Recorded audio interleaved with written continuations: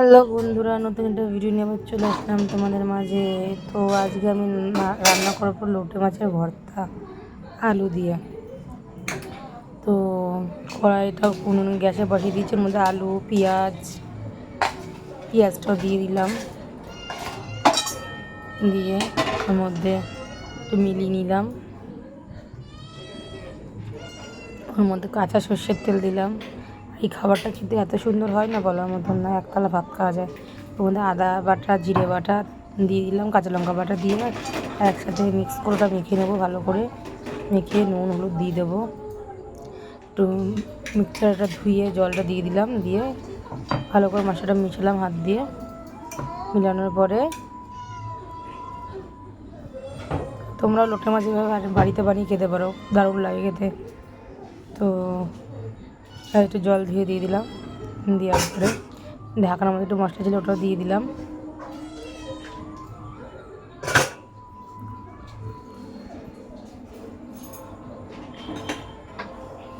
এবার দেবো হলুদ দিয়ে দেবো, হলুদ গুঁড়ো দিয়ে দেবো, লঙ্কার গুঁড়ো দেবো, একটু চিকেন মশলা দেবো। চিকেন মশলাটা না দিলেও চলবে, তো আমার ঘরে ছিল বলে দিলাম, অল্প নামমাত্রই দিয়েছি।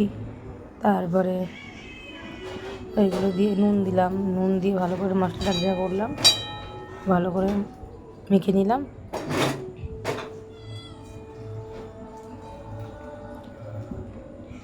বেশ হয়ে গেছে। এবার এর মধ্যে দিয়ে দেবো লঙ্কার গুঁড়ো, বেশি ছিল না, অল্প ছিল, যেটুকু ছিল সব দিয়ে দিয়েছি। আর এবার দিয়ে দেবো চিকেন মশলা, বেশি ছিল না, অল্প ছিল, তাই দিলাম। দিয়ে ভালো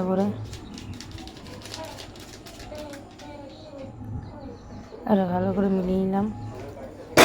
এর মধ্যে এবার মাছগুলো দেবো, হাতটা ধুয়ে নিলাম, মাছগুলো দিয়ে দেবো।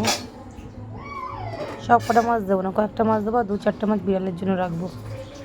তো ওদের বিড়ালের মাছ যেহেতু শেষ হয়ে গেছে, কালকে আনতে পারলাম, রাত হয়ে গেছে, রাতে রাতে কোথায় পাবো, ওই মাছই সেদ্ধ করে ওদের দেবো। তো ব্যাস, চলো হয়ে গেল রেডি। ওই হাতটা ধুয়ে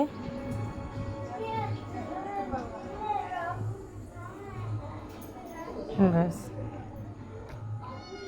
পুরো তৈরি হয়ে গেল। এবার গ্যাসটা জ্বালাবো, একটু হালকা উপর দিয়ে কাঁচা সর্ষের তেল দিয়ে দিলাম, দেওয়ার পরে আর এই মাছটা যখন করা হবে না, পুরোপুরি গা মাখা হয়ে যাবে, মানে শুক্তো টাইপের হয়ে যাবে, আলুগুলো গলেও যাবে আর মাছগুলো ঘাটা ঘাটা হয়ে যাবে। তো এইটা দিয়ে তুমি চপও বানাতে পারবে, একদম শুকনো শুকনো করে নামাবো। আমি একটু হালকা ঝোল রাখবো, তো বাজারে শুকনো নামাতে পারো ভর্তা টাইপের করে। তো গ্যাস ধরে দিয়েছি, এবার ঢাকা দিয়ে বেশি না 20 মিনিটের মধ্যে রান্না কমপ্লিট হয়ে যাবে আমার। ঢাকা দিয়ে দিলাম, একটু ঢাকনাটা খুলে দেখলাম হয়েছে কিনা। তো দেখলাম আলুগুলো সেদ্ধ হয়নি, তো আলু সেদ্ধ হয়ে আবার জল দিতাম না, এই জলে কমপ্লিট করতাম, যেহেতু আলু সেদ্ধ হয়নি বলে আবার আমাকে জল দিতে হলো। আর মা বলছে একটু ঝোল ঝোল রাখ, তো বেশিটা পরিমাণে আমি খেয়েছি। আমার লোটে মাছটা খুব ভালো লাগে খেতে।